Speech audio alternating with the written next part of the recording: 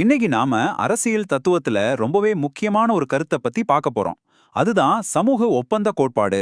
அதாவது இந்த அரசாங்கம்லாம் எப்படி உருவாச்சு, அதுக்கு ஏன் நாம கட்டுப்படணும்னு விளக்குற ஒரு அட்டகாசமான ஐடியா இது. முதல்ல ஒரு அடிப்படையான கேள்வியிலிருந்து ஆரம்பிக்கலாம். ஒரு ஆட்சியாளர் சொல்றத நம்ம ஏன் கேட்கணும்? அவங்க அதிகாரத்துக்கு என்னதான் ஆதாரம்? இந்த கேள்விக்கு பதில் தேட முயற்சி பண்றது தான் இந்த சமூக ஒப்பந்த கோட்பாடே. ரொம்ப காலமா யூரோப்ல இதுக்கு என்ன பதில் சொன்னாங்கன்னா, தெய்வீக உரிமை. அதாவது ராஜாக்கள்லாம் கடவுளோட பிரதிநிதிகள், அதனால அவங்களுக்கு நாம கீழ்ப்படியணுங்கிறது நம்ம கடமைன்னு சொல்லிட்டு இருந்தாங்க. ஆனா அந்த நம்பிக்கை கொஞ்சம் கொஞ்சமா உடைய ஆரம்பிச்சப்போ ஒரு புது விளக்கம் தேவைப்பட்டுச்சு. சரி, அரசுங்கிறது கடவுள் கொடுத்ததில்லைன்னா அப்போ அது எப்படிதான் உருவாச்சு? இங்க தான் இந்த சமூக ஒப்பந்தங்கிற ஐடியா வருது. இது உண்மையிலே ஒரு புரட்சிகரமான சிந்தனை. இதன்படி அரசாங்கங்கிறது இயற்கையா உருவானது இல்ல. அதுக்கு பதிலா மக்களாகிய நாம நமக்குள்ள ஒரு ஒப்பந்தம், ஒரு அக்ரிமெண்ட் போட்டுக்கிட்டு உருவாக்குனது தான். Thomas hops, John lock, Rousseau மாதிரி பெரிய சிந்தனையாளர்கள் இந்த ஐடியாவை இன்னும் டெவலப் பண்ணாங்க. சரி, இப்போ நம்மளோட முதல் சிந்தனையாளர் டாமஸ் ஹாப்ஸ். அவர் இங்கிலாந்துல ஒரு பயங்கரமான உள்நாட்டு போர் நடந்தப்ப வாழ்ந்தாரு. அதனால அந்த மாதிரி ஒரு பேரழிவிலிருந்து எப்படி தப்பிக்கிறதுங்கிறது தான் அவரோட தத்துவத்தோட மையமா இருந்துச்சு. ஹாப்ஸை பொறுத்த வரைக்கும் அரசாங்கமே இல்லாத ஒரு இயற்கை நிலைங்கிறது ரொம்பவே பயங்கரமான ஒரு இடம். அங்க சட்டம் கிடையாது, ஒழுங்கு கிடையாது. ஒவ்வொருத்தரும் அவங்க சுயநலத்துக்காக மட்டும்தான் யோசிப்பாங்க. இதனால எப்பவுமே ஒரு போர், பயம், பாதுகாப்பு இல்லாத ஒரு சூழல் தான் இருக்கும். அவர் சொன்ன மாதிரி அந்த வாழ்க்கை ரொம்ப மோசமானதா, மிருகத்தனமானதா, ரொம்ப குறுகிய காலத்துல முடிகிறதாவும் இருக்கும்.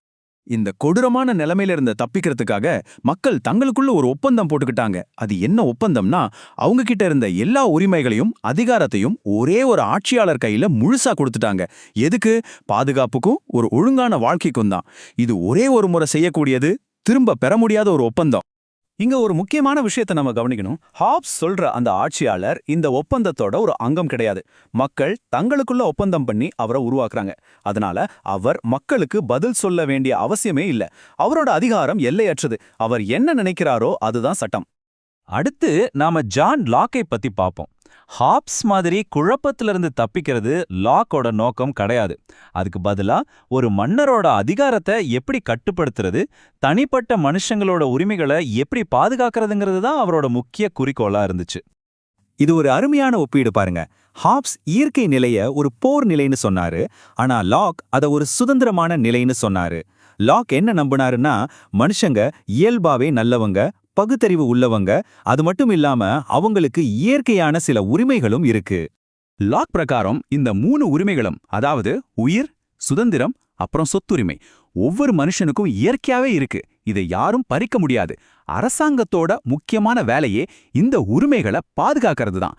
ஏன்னா அரசாங்கம் இல்லாத இயற்கை நிலையில இந்த உரிமைகளை பாதுகாக்கிறதுல சில சிரமங்கள் இருந்துச்சு. உதாரணத்துக்கு, ஒரு பொதுவான நீதிபதி இல்ல. அதனாலதான் மக்கள் அரசாங்கத்தை உருவாக்குனாங்க. லாக் ஒரு தனித்துவமான 2 படிநிலை செயல்முறையை சொன்னாரு. முதல்ல மக்கள் தங்களுக்குள்ள ஒரு ஒப்பந்தம் பண்ணி ஒரு சமூகமா உருவாகுறாங்க. ரெண்டாவதா அந்த சமூகம் ஒரு அரசாங்கத்தை உருவாக்கி தங்களோட உரிமைகளை பாதுகாக்கிற பொறுப்பை அதுகிட்ட ஒப்படைக்குது. அப்போ இதுல ரொம்ப முக்கியமான விஷயம் என்னன்னா, லாக் பார்வையில அரசாங்கத்தோட அதிகாரம் நிபந்தனைக்குட்பட்டது. அது ஒரு ட்ரஸ்டி மாதிரி. அது தன்னோட கடமையை சரியா செய்யலன்னா, இல்லனா மக்களோட உரிமைகளை மீறினா, மக்கள் அந்த அரசாங்கத்தை தூக்கி எறிஞ்சிட்டு ஒரு புது அரசாங்கத்தை உருவாக்குறதுக்கு உரிமை இருக்கு. இதுதான் தாராளவாத ஜனநாயகத்தோட அடித்தளமா மாறுச்சு. இப்போ நம்மளோட 3வது ரொம்பவே புரட்சிகரமான சிந்தனையாளரான ஜீன் ஜாக் ரூசோ கிட்ட வருவோம். சமூகத்துல இருந்த ஏற்றத்தாழ்வுகளும் ஊழலும் தான் அவரோட முக்கிய கவலையா இருந்துச்சு.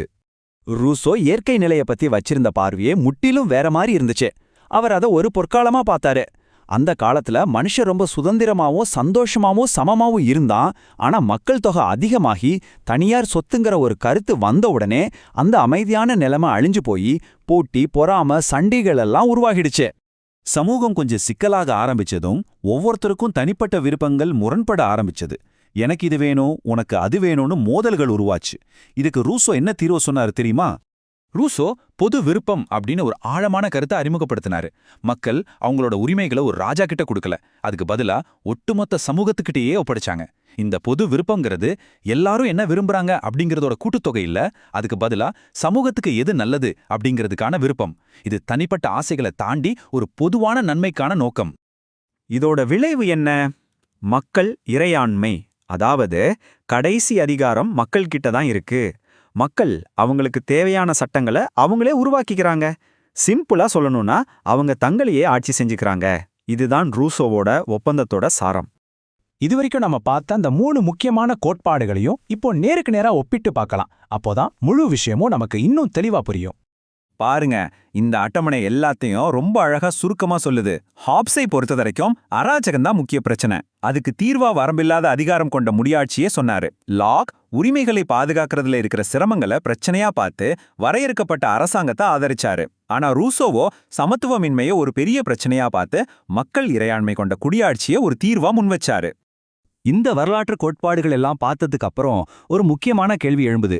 நாம இன்னைக்கு வாழ்ற சமூகங்கள் எந்த ஒப்பந்தத்தோட அடிப்படையில இயங்குது?